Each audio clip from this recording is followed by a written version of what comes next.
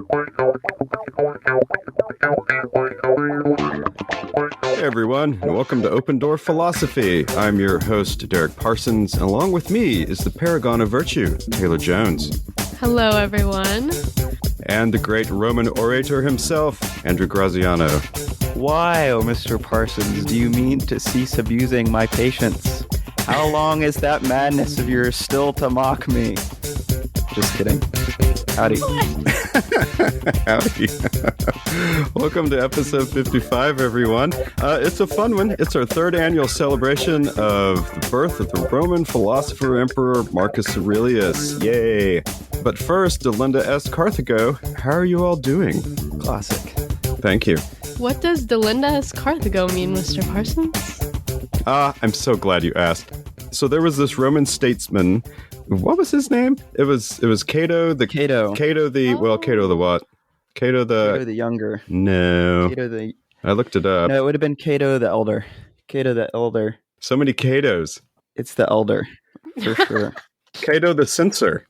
No, I don't think so. I mean, it's hey. Can't argue with Google. I'm not arguing with you.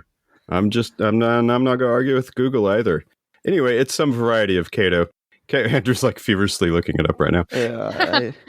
Cato ended any type of speech he was giving, no matter what the content of the speech was about, with this particular phrase, Delinda est Carthago, which means destroy Carthage.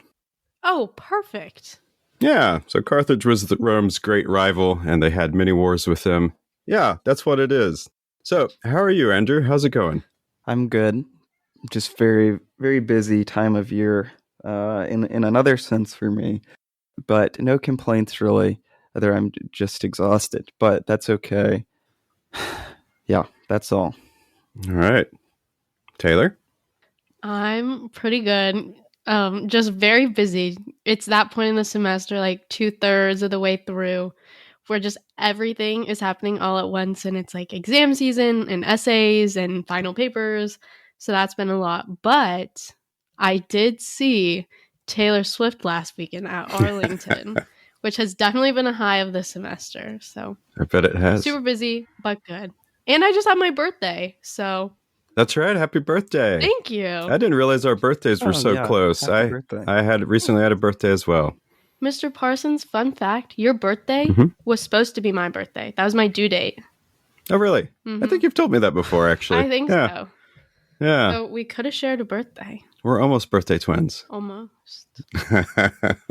Well, good. I'm glad Taylor Swift was amazing. I see her in 2 weeks from recording time anyway. And I'm excited about that as well. You can give us your update next time. Oh, I sure will. You know I will. Well, everything in my world's fine. Like you, Taylor, it's that time of the year, and I shall not speak of it. I have a 3-day weekend right now, and I'm going to enjoy the heck out of it. Suck the marrow out of the bone. Let's see. Oh, I do have a gift today. Nature has given me a gift. On Monday, the high was 91, and on Tuesday, it was 89. And I remember standing in the yard thinking to myself, if I could just have one more, like, rainy, overcast, cool day where I can wear, like, pajama bottoms and just drink coffee and be warm and comfy, then I would just be so happy. And sure enough, it's like 60-something degrees outside. It's been raining for 3 days, and it's glorious. So I do want to say there's a bit of a faux pas from the previous episode. I can't believe the Swifties didn't come after me. I can't believe you didn't come after me, Taylor. Oh Wait, what was it? Well, when I was quoting the Karma song, I said, sweet like honey, Karma is a cat. I said, sitting on my lap because she loves me. It is purring in my lap. Oh, yeah. Not sitting in my lap. So for all the attentive Swifties out there, I do apologize. I caught that, but I didn't want to say anything. I bet you did. Sure you did, Andrew. Well, anyway, guys, we have a really fun episode today. Marcus Aurelius. I don't know why this has become a thing, but it's a thing. This is our third annual episode on Marcus Aurelius.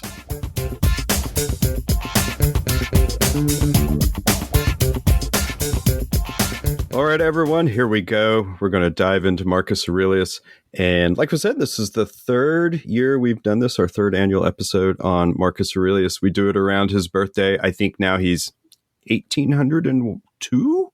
Or is he 1902? Anyway, he's an old man.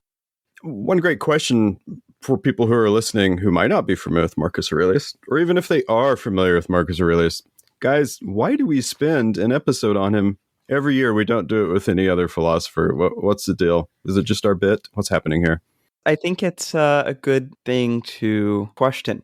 One thing that I think is really cool about coming back to Marcus Aurelius, personally for this podcast in particular, is it's kind of a way to measure our growth, I think, and to see how we've changed. And I think that we've been reading it for so long, and really at the beginning of this podcast, or when we were first talking about it, we were talking about Marcus Aurelius a lot, right? Mm-hmm.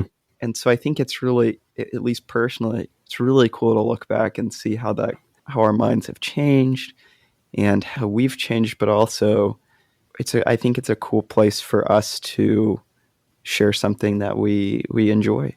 Is there some type of importance that maybe Marcus Aurelius has that has an easier entry point for people, or is that maybe one of the reasons as well? I think that of all of the philosophers that I've read, he's maybe one of the most accessible for people who aren't really familiar with how philosophical writing is, because if you start jumping in and you try to read a philosophical treatise or someone like Kierkegaard, you're going to have a really difficult time understanding the ideas that they're putting forth and like actually getting the substance out. But Marcus Aurelius, because he was writing in more of a reflective manner on his daily life, and it wasn't necessarily meant to be read by anybody else, it's very accessible and it's very practical, so you can apply some of the things he talks about a lot easier.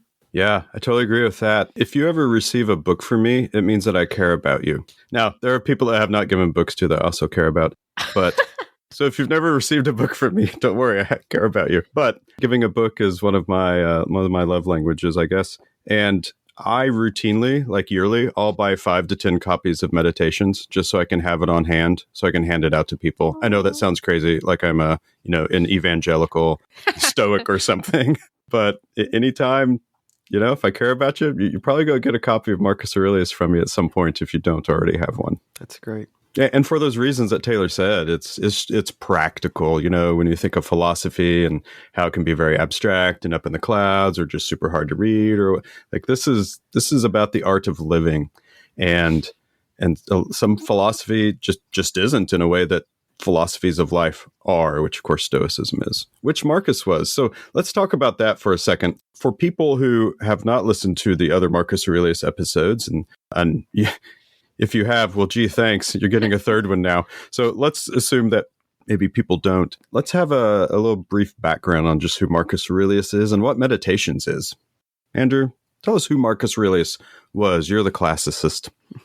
Marcus Aurelius Antonius was a Roman emperor who lived from 121 AD to 180 AD. During this time in Roman history, emperors were not... How do you say this? Emperors were not... They weren't terribly good at their jobs. Well, that's not exactly what I was going to say, but sure, we can go for this. Emperors were not great, at least before Marcus Aurelius. Well, traditionally they weren't great. Marcus Aurelius, in historical context of ancient Rome or imperial Rome, was a part of what's known as the 5 good emperors. So before him, it was okay. And one of the reasons that might have been so is because the emperor did not let their children necessarily take over the job. They would find someone that they thought was virtuous, pick them, adopt them, and then teach them. And so after kind of famously in the 2000 movie Gladiator with Russell Crowe, we see Marcus Aurelius' son Commodus take power, and things kind of go crazy.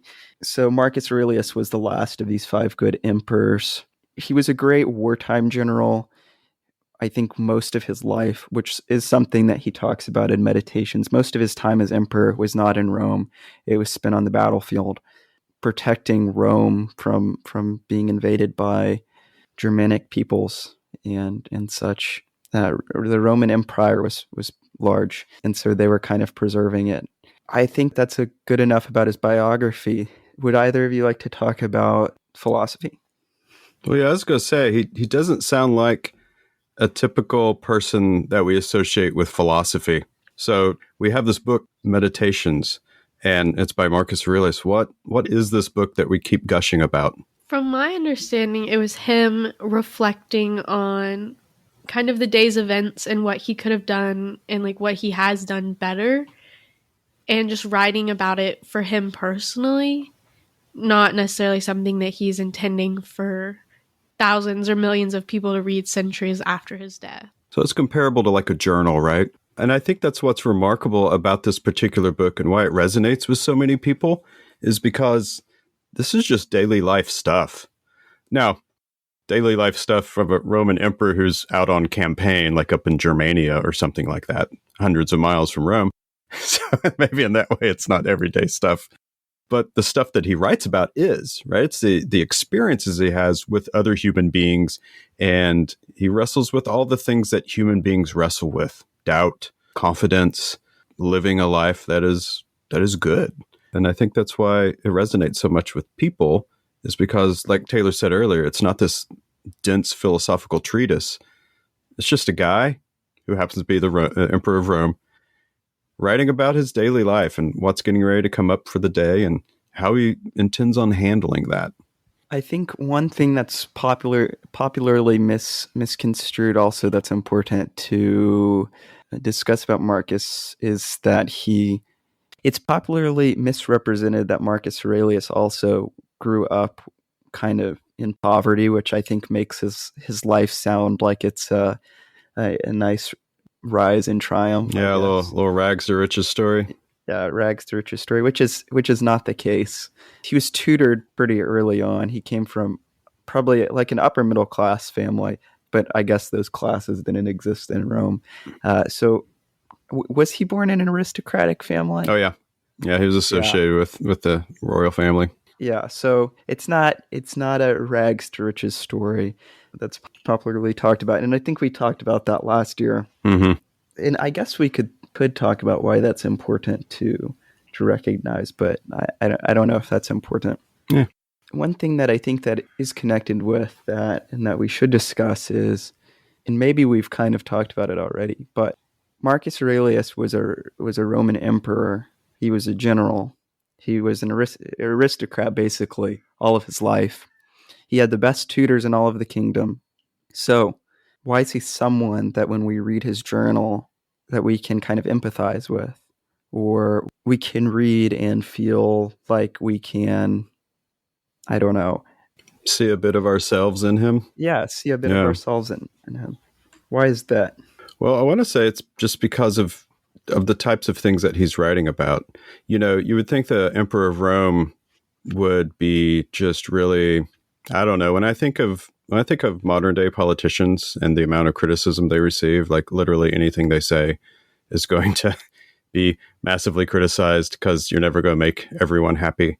And we have a tradition in our country of criticizing those things openly, which is great. But, you know, when you think of like the Emperor of Rome, or you think of someone like a president or something, they have to be able to compartmentalize all that and not let it affect their emotions, essentially.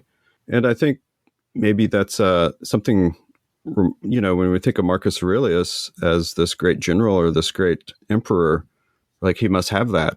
But then we read his journals and we're like, man, this dude's just a regular old human. You know, he's grappling with people saying mean things about him. He's grappling with things that we grapple with, like letting wealth go to our head, letting power go to our heads, desiring, craving. He is also a human being who struggles with lust and desire. These are as normal human things as you can identify. And here we kind of have this inner slideshow of one of the greatest people in history. And what we discover is he's human, just like the rest of us. So now that I guess I brought up all that kind of stuff, let's talk a bit about some of the themes that are in book. Oops, sorry. This importance. The importance of now. The importance of now. Uh, That sounds. It might even be. I think it is a self-help book. So it's. Let me see. oh, like the title? Yeah, it's the The power importance of now. is this the power of now. It's called The Power of Now by Eckhart Tolle. Yeah. Oh, no, Eckhart. Yeah. The themes that come from Marcus Aurelius do sound like they're straight out of a self-help book. One of pretty much all of them, I think. I don't know if that's mean to say. It's not meant to be mean. One of the big ones, speaking of the importance of now, is that Marcus always is emphasizing the nature of change, time, and the importance of now, and not letting the present moment go by without recognizing how it could change and how it could get a whole lot worse. Yeah. So the nature of time and the importance of now. Taylor, what do you think about all that? I think it's important to not get lost in thinking about either the past or the future too much. And I really like when philosophical ideas emphasize that it's important to stay in the now. I think that's something we see a lot with philosophies of life, to not get too caught up in everything that you miss. Like the trees for the forest, that you're seeing everything so that you don't really see what's right in front of you. And I think especially right now, that's very prevalent because we tend to miss day-to-day things because we're too worried about what's going to happen a year from now, 10 years from now, what our future is going to look like. And we just forget to actually live. Yeah, we see these themes in other philosophies. You could go back to our most recent series on Eastern philosophy, and we'll see themes about attentiveness and being aware of what's going on now. Most Eastern meditation is centered around the idea of focusing on your body, focusing on the breath, focusing on what is around you, so that you can put those things that you're talking about, what has happened in the past or the anxiety of the future aside, and you can be here. I mean, it sounds kind of corny, right? But be in the moment. Yeah, it sounds very corny. It does sound corny. It does, but are you ready for some quotes, though? As corny as it sounds? You ready to call Marcus Aurelius corny? Okay, here we go. This one you'll recognize for sure, Andrew. Waste no more time arguing what a good man should be. Just be one. Don't spend all this time thinking about what you did. Just fix it. Move on. Do better. Here's another one. It's time you realize that you have something more in you powerful than the things that affect you and make you dance like a puppet. Another, don't waste the rest of your time here worrying about what other people say. And then he talks about rivers and flowing, and give yourself a gift, the present moment, 8.44. So it's a huge theme in the book. I think that St. Augustine probably could have used some meditations when he spent like 3 books in Confessions talking about the pear incident. Yes. Yeah, when he stole pears as like a teenager and he's a full adult now.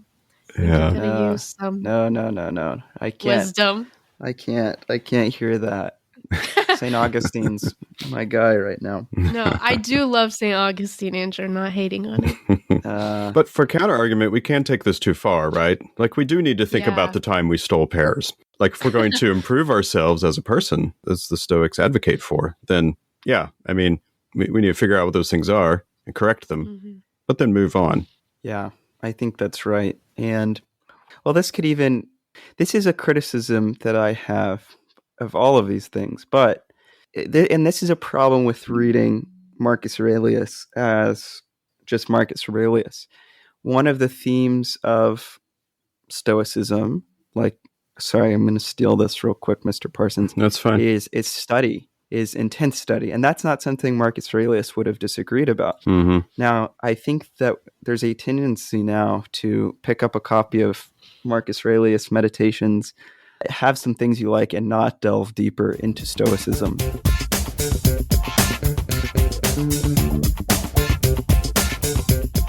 Like we said, there's a number of other themes that present themselves throughout the book repeatedly. So some of those themes are things such as the gift of reason and its power, dealing with others and accepting their shortcomings as well as our own shortcomings. Another one is avoiding negative desires, acknowledging what we can control and what we can't control, living according to nature and accepting its course, the interconnected nature of all things, and then living virtuously. So I'm sure we could identify other themes. There are many of them, but those are the ones that always kind of stick out to me. One of my favorite passages, it's a little bit of a long one, but I'll read it off. It's 2.1, where he writes, "When you wake up in the morning, tell yourself, the people I deal with today will be meddling, ungrateful, arrogant, dishonest, jealous, and surly. They are like this because they cannot tell good from evil. But I have seen the beauty of good in the ugliness of evil, and I have recognized that the wrongdoer has a nature related to my own, not of the same blood or birth, but the same mind, in processing a share of the divine. And so none of them can hurt me. No one can implicate me in ugliness, nor can I feel angry at my relative or hate him. We were born together to work like feet, hands, and eyes, like the 2 rows of teeth, upper and lower. To obstruct each other is unnatural. To feel anger at someone, to turn your back on him, these are obstructions." And I think that really gets to the heart of a lot of these themes and connects everything together.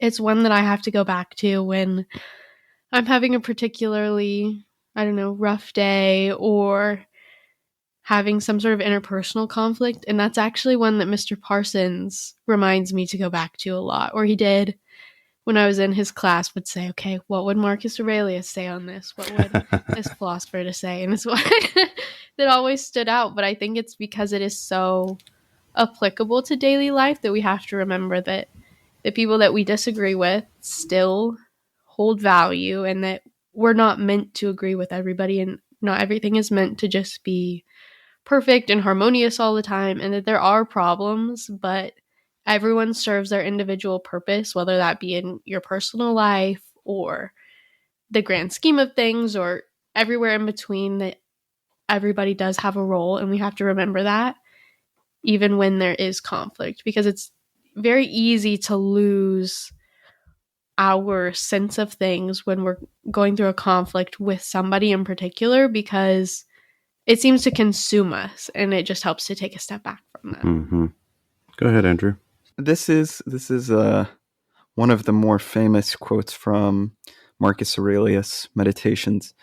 It does get at, I think, a lot of the themes that Mr. Parsons mentioned do deal with these things. It also deals with one of the problems that I think can emerge from Marcus Aurelius. There's a lot in that quote. Looking at it from a philosophically skeptical idea, one of the biggest things, which we haven't talked about, I think, or we did, Mr. Parsons did mention it, is human nature. And that's a big topic on itself. It would seem to me, either if we were talking about other Stoics who do flesh this idea out more, we would come to an answer on this. But it seems like Marcus is hinting that humans can either be two ways. One, human beings are naturally kind of bad in their nature, or that they are kind of corrupted by something which makes them evil.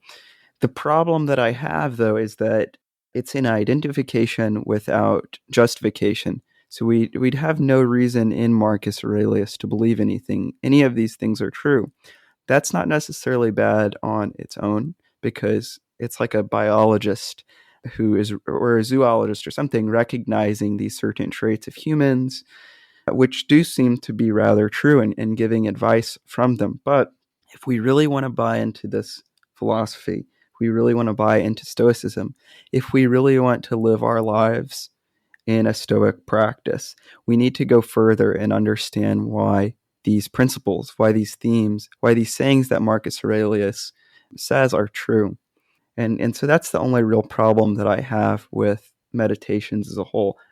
And it's really not the format, right? He's not writing a book and he's not trying to give principles, right, which is true. But and this is my point. I'm not wanting to knock Marcus. I'm wanting to knock people who, I'm not even wanting to knock people.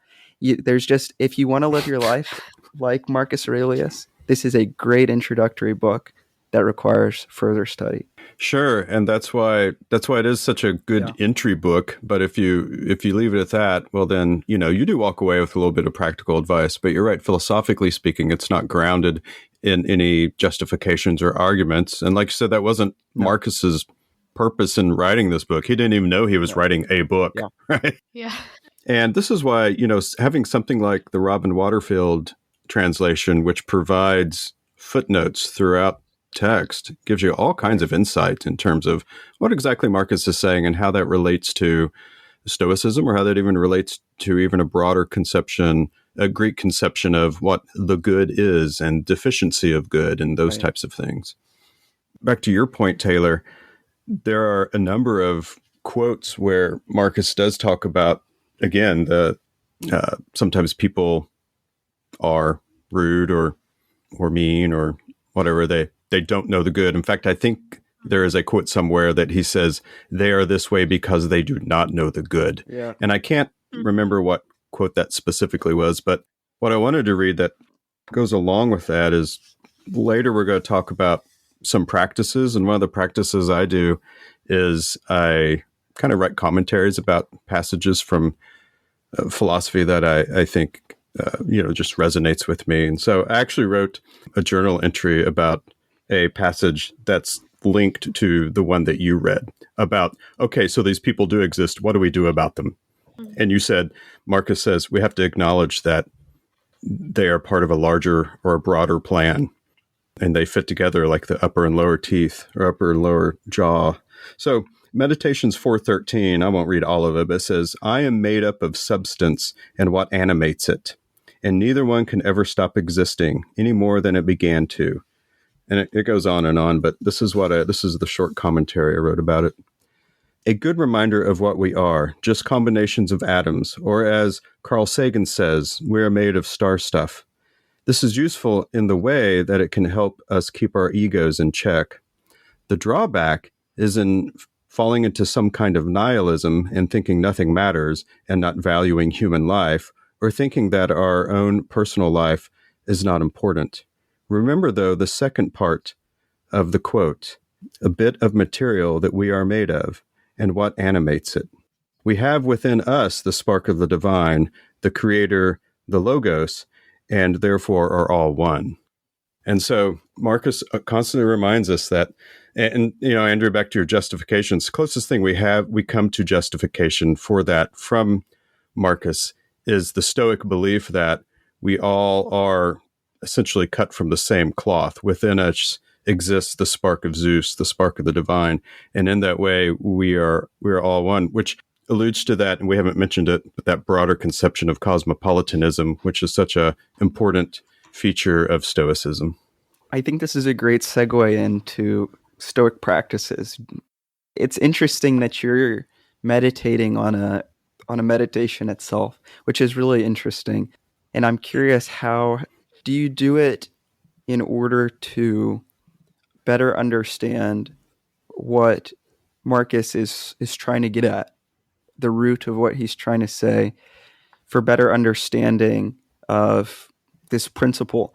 Or are you taking it from a kind of, so I think what I mean to say there, are you taking your meditation to be kind of a investigation into the principle, the human, that, or are you taking it into the sense that it's a philosophical investigation?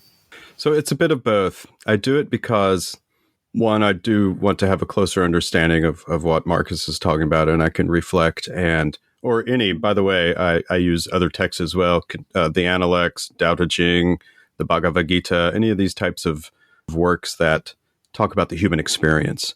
But yes, I do journal in order to try to have a greater understanding. It's a way to engage in the text. But the other one is, I journal about the things that I think are important about how I live my life. Yeah. And if I don't have that kind of stuff constantly in front of me, if I'm not associating with people who make me a better person and associating with ideas that make me a better person, then I just get lost in like my own ambiguity of what I think is morally right and morally wrong. So that's the other reason I do it. The virtues, courage, wisdom, justice, and moderation. If I don't think about those daily, I'm going to lose sight of them because existence is just so abstract and just a swirling mess of emotions that we go through on a daily basis. So that's the other reason I do it. That's great. Well, let's talk about practices. So there was a philosopher named Philo of Alexandria who existed in the 1st century in Egypt and wrote a pretty famous text that Pierre Hadot, who in the 20th century wrote a book called Philosophy as a Way of Life. We have 2 episodes on that. He lists, as far as exercises go, 2 different types of exercises with like sub-exercises. So there's the intellectual exercises and there's active exercises. So an intellectual exercise is doing things like research and reading. Reading is so important. Reading philosophy, reading the stuff like meditations, but then also listening and then meditating on those things. And when he says meditation, it's not really in the Eastern sort of conception, but it's meditation in terms, as Hadot says, to keep life's events before our eyes. Examine in the morning and the evening what has gone on in your day. And then there's active ones. We have things like attention, paying attention in the Stoic sense, always being prepared for the moment. We have self-mastery, indifference to indifferent things, and accomplishment of duties. So anyway, those are some things that can create habits that are along Stoic ideals anyway.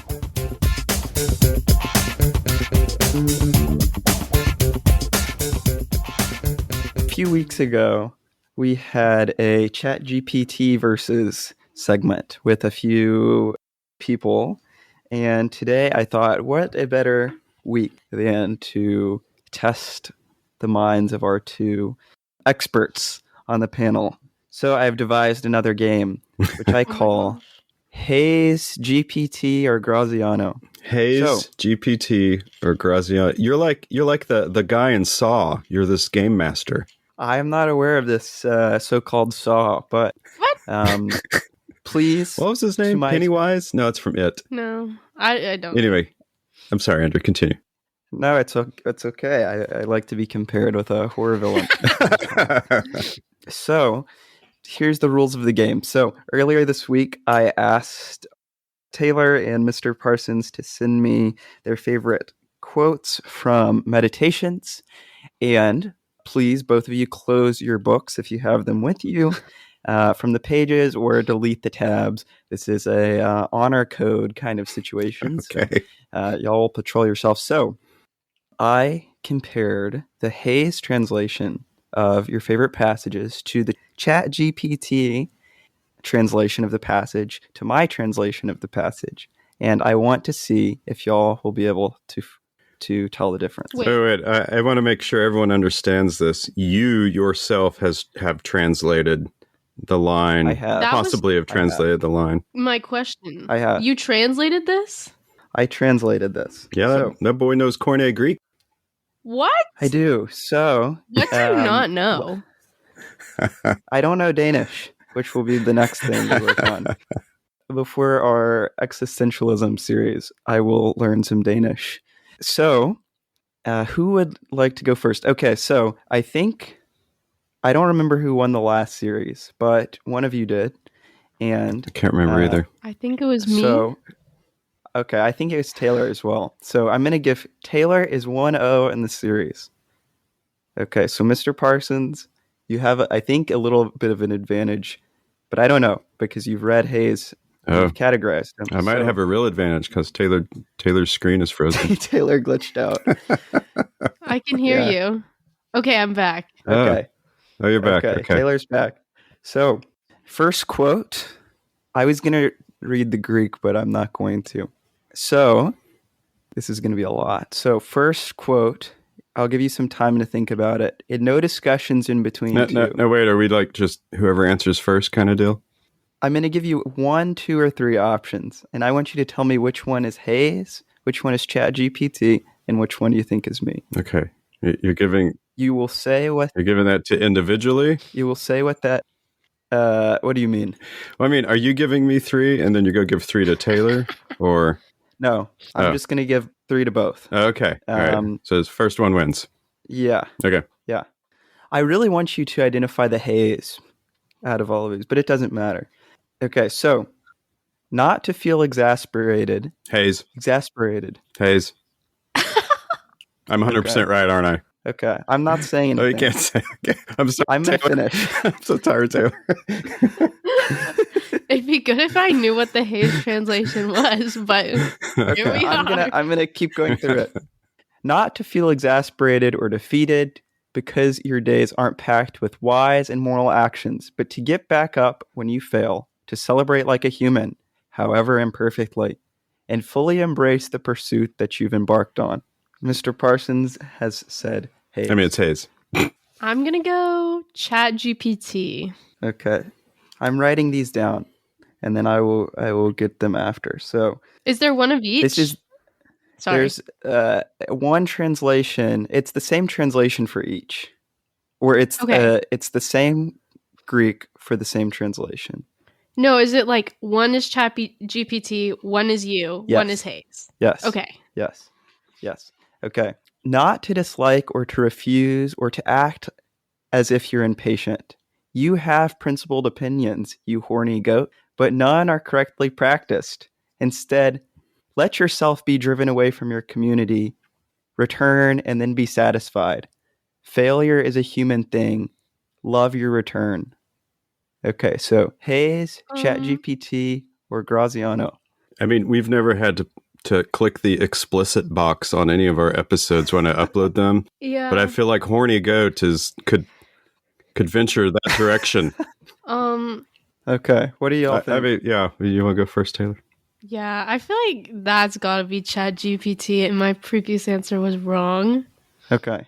I mean, look at it this way. You could just choose the same one for all three, and at least you'll be right once. Yeah.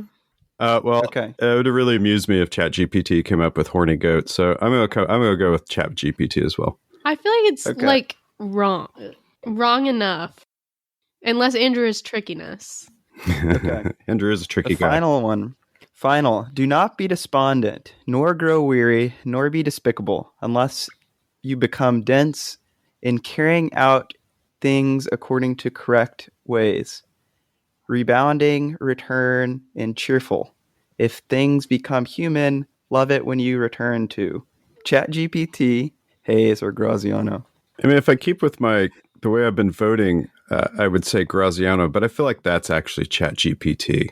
Who knows? I'm going to go Andrew on this one, but I'm not confident in any of my answers. I'm going to say Andrew as well, but only because I don't want to change my previous answer. So anyway, there we go. All right, how do we do? First one was Hayes. So Mr. Parsons was correct. That's like one of my favorite quotes. Second was me. I did translate it as horny goat. Horny Why? goat.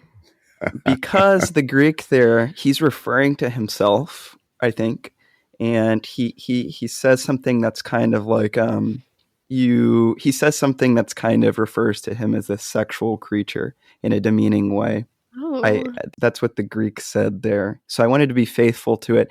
It's kind of translated like I don't know. I don't want to repeat it, but it's a word in Greek that connotates a sexual kind of in a demeaning way. Yeah, what's the notation? I want to look it up. For what? The horny goat. You want for? Let me pull up the Greek. I want the horny goat. Translated this. Let me find out in a second. Oh, it's okay. Yeah. Sorry. While we're doing this next one.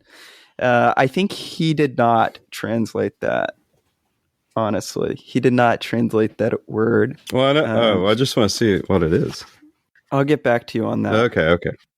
And then ChatGPT was the last one. ChatGPT translated kind of word for word, which made it sound weird. Yeah. So it's the art of translation. Is up by 1 point to Mr. Parsons, but Taylor can still come back. I think this one is a lot more difficult to understand. So is this another series of 3? This is another series of 3. Okay. So cherish the skill you have learned, my friend, and take your rest in it. As for the rest of your life, pass through it as one who nourishes all his own things with his whole soul as a god, but as one who puts no man either above himself as tyrant or below himself as a slave. That's a Graziano. Yeah, I'm going to go Andrew. Okay. Quote 2. The craft you have learned, my friend, this is something to lean on for support. For the remaining part of your life, go through it with the gods and the soul of a man with 48 years of experience. Remember, neither man nor tyrant can ever make you a slave. I'll say Hayes on that one. I'm going ChatGPT. I feel like the picking out 48 is awfully awkward. Yeah. Awfully specific. Okay. But who knows? Love this discipline you know and let it support you. Entrust everything willingly to the gods and then make your way through life. No one's master and no one's slave. That's Hayes. I'll go ChatGPT because that's one I haven't guessed. Okay, so first one we read was ChatGPT. Come on. Me. Third one was Hayes. So, Mr. Parsons, I got one right. Up by one.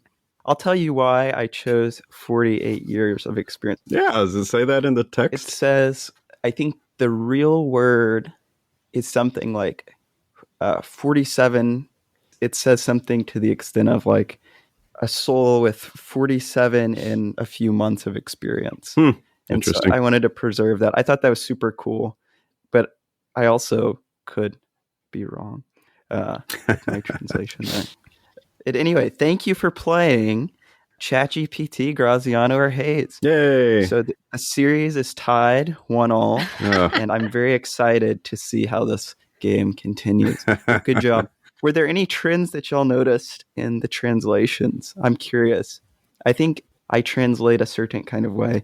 I think ChatGPT translates a certain kind of way. And I think Hayes translates a certain kind of way. But I'm interested to see what y'all think. The only thing I've learned is that you are very tricky. Yeah, that's true. I know Hayes so well that I could pick out, if it's a famous quote, I'll know it's Hayes. Yeah. But obviously I've never read any Graziano translations, nor ChatGPT. So, I don't know there's enough there for me to really, just with two quotes, to pick up on like stylistic patterns. But it was a very interesting exercise, though. I like that. That was fun. Yeah. And maybe this is a good segue into a few things that I will say, translating this and comparing it with the Hayes myself.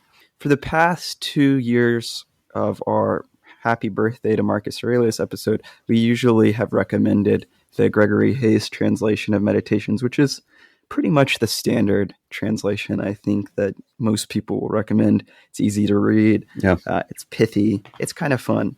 I think that looking at the Greek and then looking at how Hayes translates it, he's not as precise, I think, with the Greek, with certain words. For instance, in that last quote that we translated, Hayes translates the first clause as "love the discipline you know." The word discipline he chooses there, he changes from a very important Greek word, technion or techne. And so, techne, Taylor, do you want to talk about why you reference that sound?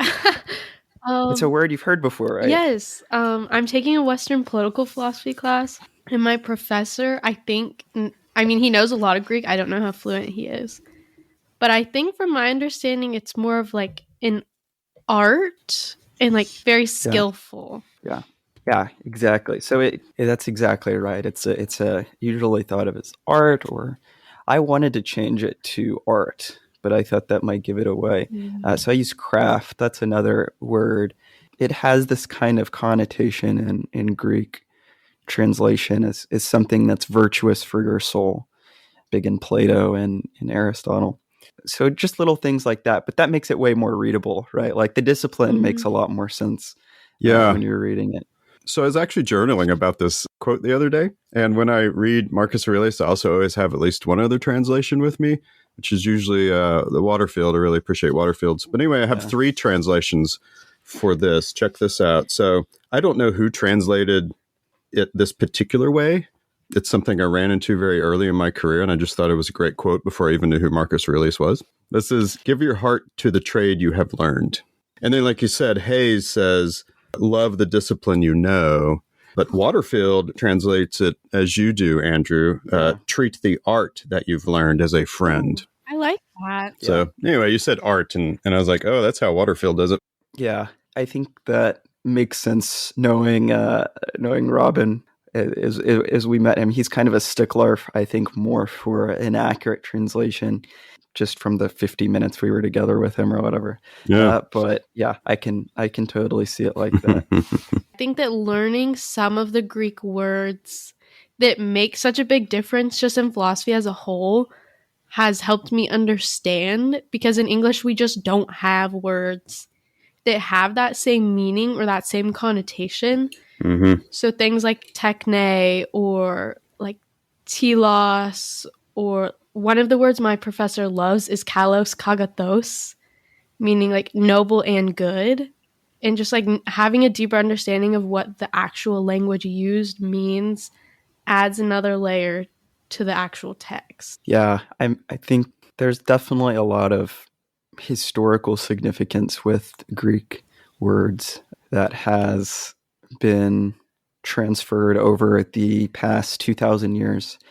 Basically, if you went to college till the 1900s, you were going to be taking Latin and Greek in school. Yeah. And so that's why so much writing, also in English and other languages, of course, have connotations with these words too. And so it's just such a rich tradition. It does, I think, add some interesting, and like Taylor said, understanding to the text. Yeah, when I read 19th century American authors, Emerson, Thoreau, William James, they all make Greek and Latin references. They just use the language in their writings. Yeah. And they expect you to kind of know what it is. But it was compulsory back then. If you're taking any sort of formal education, you go learn Greek and Latin. Yeah. Yeah. Now we can't get kids to take two years of Spanish. They feel like they're dying. I'm trying to get a friend to learn spoken Latin, which I think would be like to learn spoken Latin with me, because I think that would just be such a waste of time. A dead language, no more. Yeah. There's a guy on the internet who speaks fluent Latin and Greek, and he sings songs about it, and it's just great. You heard it here first, guys. Andrew's bringing back Latin. The things humans do. I love it. Cool.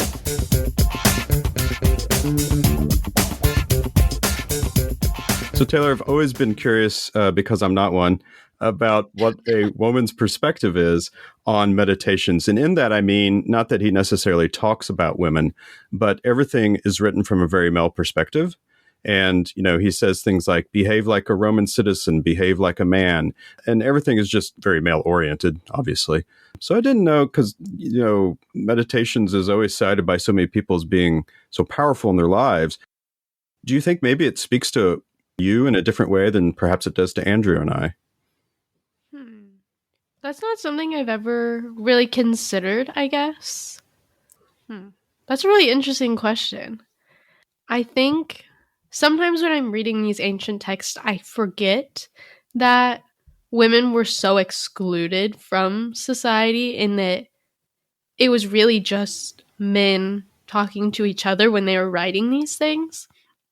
That's something that I'll have to keep in consideration moving forward, but I've never really thought about how it may be different for me versus a male perspective. But I do really enjoy what he writes, and I think it reminds me to pay more attention to my daily life and be more actively involved. Mm-hmm. But I don't know if that's necessarily because I'm a woman or just because I'm a person engaging with his writings. Yeah.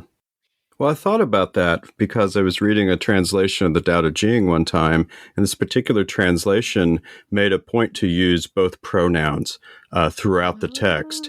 And the translator wrote, like he said, I wanted women to have a connection to this text in a way, because it always says, like, when it references the sage or the wise or any of those types of characters in the Tao Te Ching, the pronoun is always he.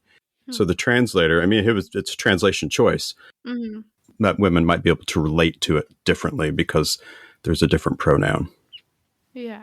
Maybe that's just something I've learned to read past, or like gotten so used to it that I just don't think about it anymore. Mm-hmm. Because a lot of times humankind is referred to as like man. Right, mankind. Yeah, Yeah. and the general pronoun is he in a lot of works, that he would do this. Hmm. That I've just kind of become blind to it and I read past it because most of the time it's not just talking about men should do this and women should do this unless it's explicitly specified in talking about gender roles. So I don't know. Yeah. Maybe I need to be more aware to that and see kind of what it means. Yeah. Interpreting it now as a woman that wouldn't even be able to read what he was writing when he was writing it. Yeah. Yeah. I don't know. I think a lot of women in academia would say something similar to what you said. I don't know. Just kind of always wondered, so I thought I'd ask. Yeah. Okay, well, let's just go around real quickly here as we're wrapping up and say, or ask rather, what is a practical takeaway for each of us from anything in meditations? This may be similar to what I've said in the past episode or two when we were talking about Eastern philosophy, but I think my biggest takeaway is just to be more present and more aware, because being a student in college, it's really easy to get lost in the sauce and really concerned about myself and, oh, I have this class and I have to do this reading and, oh my goodness, I'm so tired and I don't want to read this, that I just forget that it's really a blessing to be a student at Baylor and to be in the humanities department and part of the honors program and all of these things. And I just miss it because I'm too caught up in like moment to moment, but not necessarily in the way that I should be. So I think that's kind of my biggest thing, is to really be present in the moment and to enjoy everything that I'm doing, because it is all part of a learning experience and it's bettering me as a person. And I shouldn't just see things as an assignment, as difficult as that may be. Mm-hmm. I should be looking more for takeaways. Yeah, that's good. That's good. What do you think, Andrew? I'm trying to think about this as what I've learned or thought about really this year, because I can't remember if we've talked. I think we have talked about this in the past. So I'm trying to think of something original to me. If I look over the course of my evolution from reading this book for the first time to kind of now, I think that the practical takeaway from this book, it was the engagement for sure. I think this is a great exercise to engage with, to think about the little, I'll call them euphemisms, even though they're probably not. They're little one or two sentence quotes and or ideas. And so if you go through these, I remember Mr. Parsons told me when I think he was first going through it or soon after or something, that he would read one during his morning like coffee or something. And that's really great, because I think doing that will really develop your way of thinking about things, and not necessarily in the sense of, thinking about being a person or whatever, but also just in the philosophical sense, and make you a better reader. This is kind of, I always like to, and this is probably annoying, but I always like to think about when I read philosophy, what's the writing style, what's the medium in? And this one's just so different from, like Taylor said, it's different from a treatise. It's even different from Plato, definitely different from Aristotle. This one is a great, easy way to engage and really build up that philosophical toolkit. And so I think that's a great takeaway. Awesome. That's great. I still do that, by the way. Really? You do? At breakfast. Yeah. I have a stack of books on the breakfast table. Great. Yeah. So for me, this go around, I'm going to say ego. Ego, ego, ego. Ego is the enemy. And all of life is a building of ego and then eventually letting it go so that you can be more accepting and expansive. And that is, and always has been, my struggle, letting go of what is ego, but particularly the negative ego that's worried about what people are thinking about me or what my reputation is or any of these types of things, because it distracts you from so many other things, and it doesn't allow for a broader definition of humanity. And so anyway, yeah, that's the one for me. All right, guys. Well, hey, how about let's head over to the bookshelf.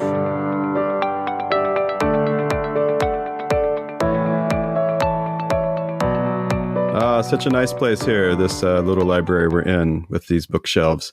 I'll take the wingback chair over here.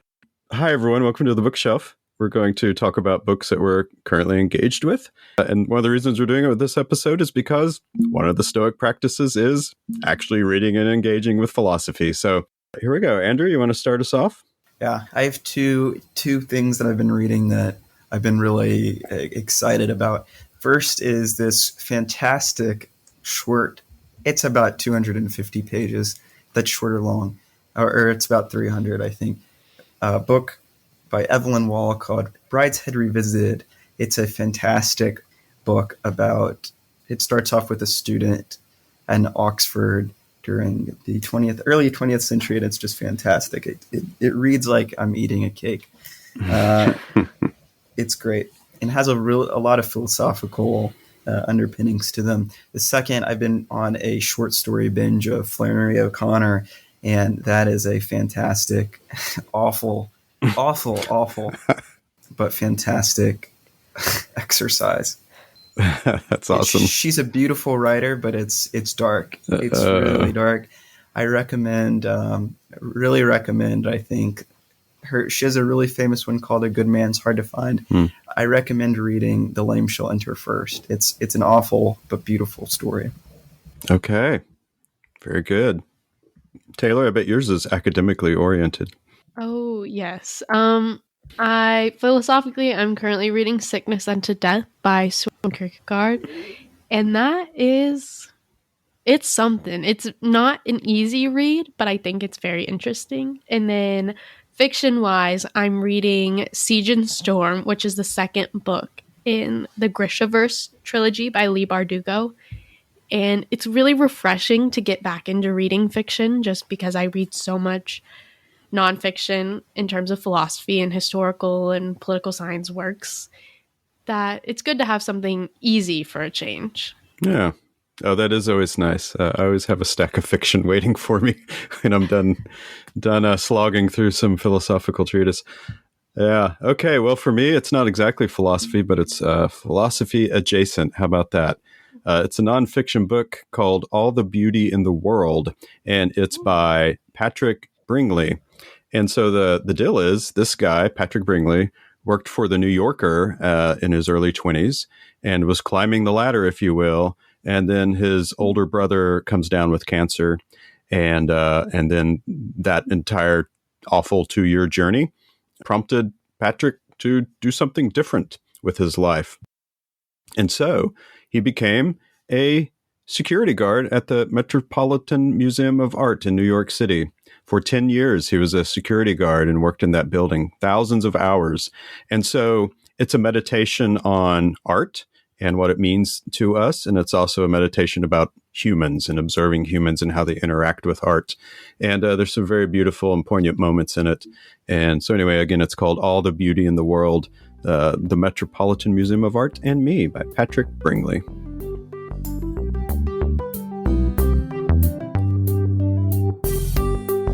Okay, everyone, that's it. Thanks for listening. And hey, just want to say, we are a wee little podcast. We're not doing cool things like, what is it?